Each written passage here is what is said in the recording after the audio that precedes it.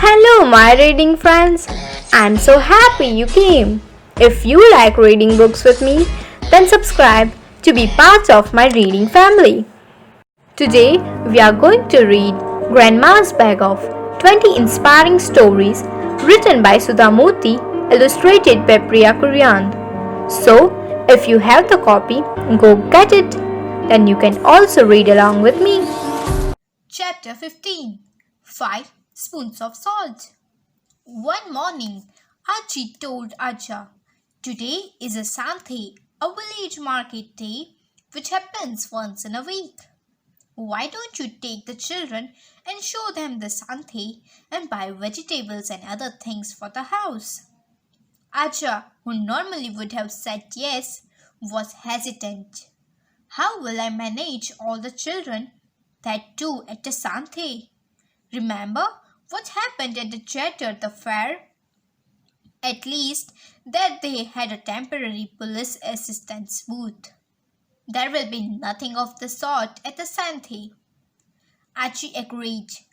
This was a problem. Then she had an idea. "Why don't we ask Vishnu if he can spare Damu for a few hours? Damu can accompany you and help see that the children are all right." Damu was Vishnu Kaka's right-hand man. Everyone called him Mr. Dependable. He drove the car, cooked, looked after the fields, the accounts, and made sure Vishnu Kaka was well cared for. Without him, Vishnu Kaka would not run the house or do anything in the fields. Vishnu Kaka's son lived with his family in Delhi and came only for holidays. So Damu was his real companion. So it was that all 7 children and Damu and Aja were now ready to visit the Santhe. Damu had a plan. The Santhe is only 2 kilometers away. Why don't we walk and let your Aja go in the auto? The children were horrified. Walk for 2 kilometers in the heat? It would be so boring too, added Raghu. But Damu had made up his mind. "Walk with me. I will tell you such wonderful stories that you will forget everything, even the heat." The children agreed. Then Minu had a condition. "It has to be a true story, Damu Anna." Damu was unfazed. "I will tell you a story about my sister. Do you know how I came to be Mr. Dependable? I saw what happened to her once because she was forgetful and decided never to let that happen to me." So he started his story.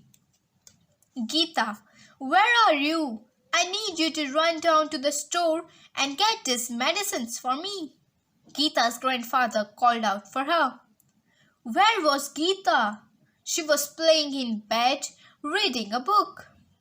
For a long time she pretended not to have heard what her grandfather was saying. The book was just too exciting, and it was so hot outside, she really did not feel like stirring out of bed. "Geeta!" This time her mother's voice also called out to her. With a sign, the girl got out of bed and went to see what needed to be done.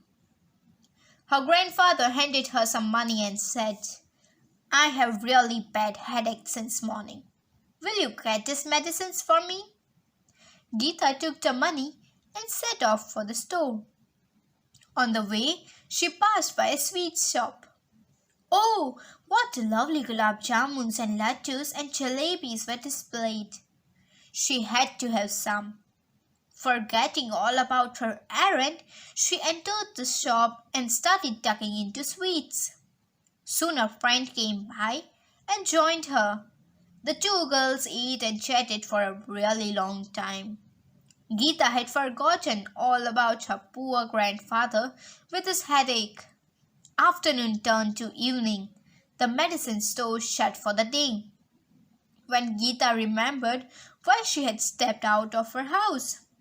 When she hurried back home, how upset her grandfather was. When will you grow up, Geeta, and become responsible? He signed and asked. Geeta felt really bad. But did she mend her ways? No. She remained the same forgetful person. When her mother told her to collect the clothes from the washing line outside, she remembered to do so only the next morning. By then, the clothes were soaked through all over again because of the overnight rains. Another day, she had to take her sister's lunchbox to the school. On the way, she saw a circus was in town. All morning, Geeta spent wandering around the circus stands, watching the animals eating and training for the acts. It was only when she felt hungry herself did she look down at the lunchbox in her hand and realized her sister must have gone home by then, after spending a day in school without her lunch. Another time, her father, while rushing to get ready for work, asked if she could quickly iron his shirt. Geeta picked up the shirt and placed it on the ironing table next to the window. Just then the fruit vendor passed by with big, fat, juicy mangoes in his basket. Of course, Geeta forgot all about the hot iron sitting on the shirt and got engrossed in choosing the best mangoes to buy. Only when smoke started blowing out and the shirt had burnt as crisp as a toast did she look around and see what had happened. Her father was very upset indeed that day. Some days after this incident, Geeta came home from school and announced that the whole class was being taken for a picnic the next day. The teacher had asked each student to bring one food item from home, which would be shared by all the children. Geeta had chosen to bring sambar. She was very proud of her mother's tasty, tangy sambar and was eager to share it with her friends so they could taste it too. Geeta's mother agreed to make a big pot of sambar for her to take to the picnic the next day. And that night, Geeta went to bed feeling very happy, dreaming about the exciting day ahead. The next morning, her mother woke up early and started making the sambar. She boiled the dal, added the vegetables, coconut, and all the spices, and set the pot boiling on the stove. Soon, a delicious aroma wafted out from the pot and tickled Geeta's nose as she lay sleeping in bed. Seeing her stir, her mother told her, "Geeta, wake up now, dear. See, the sambar is nearly done. I am going to the temple, so after some time, just add 5 teaspoons of salt to it. Don't forget now, and wake up and get ready quickly." So saying, she bustled off. Geeta's grandmother, who was in the kitchen, heard all this and muttered to herself, "When will my granddaughter-in-law learn that Geeta can never remember anything? I'm sure the girl will forget to add the salt. Then she will be teased by all her friends. Better be careful." So saying, she went and added the salt in the pot. Geeta's grandfather was sitting on the veranda reading his newspaper. He remembered only too well the day he had spent with a headache waiting for Geeta to return with the medicines which never came. "Geeta, and remember something? That will be the day," he muttered, and went into the kitchen and added the salt in the sambar himself. Geeta's sister was combing her hair, ready to go off to school. She too recalled the day she had spent feeling hungry in school, waiting for Geeta to turn up with her lunchbox. Sure that Geeta would forget about the salt and be laughed at her by her friends. She quickly went into the kitchen and added 5 spoons of salt. Geeta's brother was brushing his teeth and hearing his mother's words to his sister. Guess she would forget about the salt. He dropped in and a few spoons of salt into the pot and went off. Geeta's father was carefully ironing his own shirt. Like the others, he too slipped into the kitchen and added salt to the pot of sambar. By now, Geeta had woken up and, wonder of wonders, remembered she needed to add the salt. So she too went and added 5 teaspoons as her mother had told her to do. By now her mother had returned and quickly poured the sambar into a big container and sent her daughter off for the picnic. At the picnic spot, the children had a wonderful time roaming around and playing. Soon they were too hungry to do anything else. Out came the plates and spoons, and all the containers filled to the brim with food. Plates were piled up with rice, chutneys, vegetables, puris, and all kinds of goodies. Everyone took large helpings of the sambar as Geeta served it out. But no sooner than they put a first spoonful in their mouths, bleh! Horrible water! Everybody started shouting.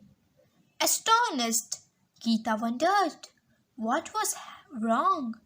Then gingerly tasted the rice and sambar on her own plate. It was disgusting. It was as if her mother had wrenched out all the salt in the sea and added it to the sambar. Then Geeta remembered. Her mother had not added the salt. She had.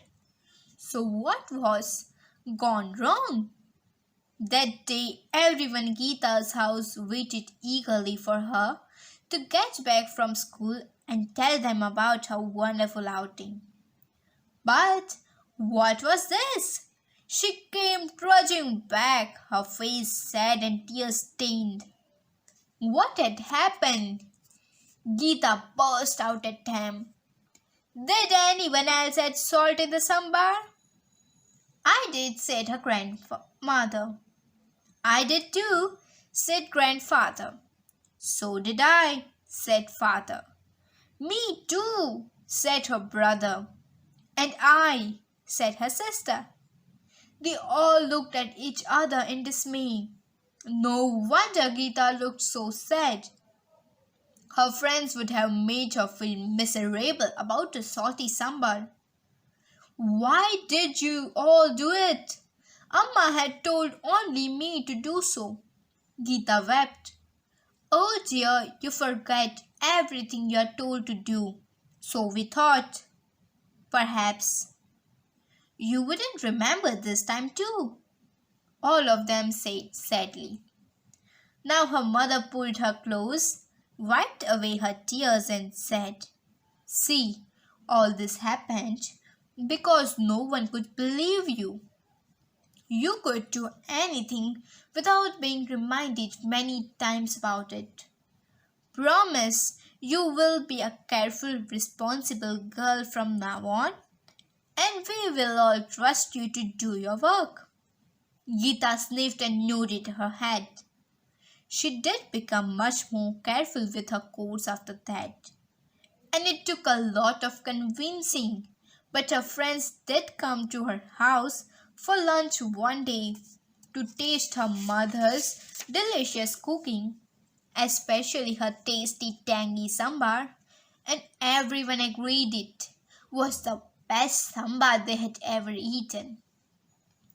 When the story was over, the children realized they were already at the Sante. There were heaps of vegetables, sweets, flowers all around. There were goats, cows, buffaloes, fish, chicken and eggs for sale.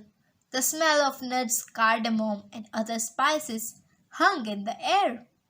It was unlike the fair where people had come to have a good time.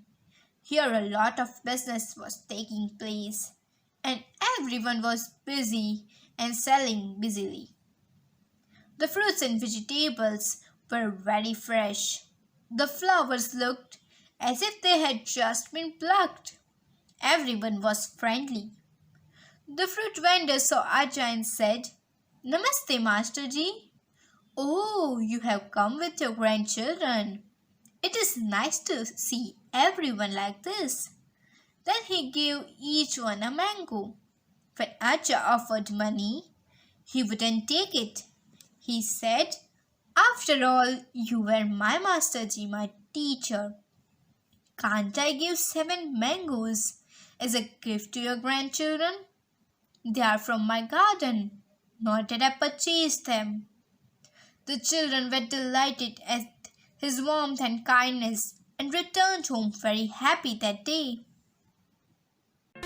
I hope you enjoyed the story today. Don't forget to subscribe to get notified when the next chapter of this book is on my channel.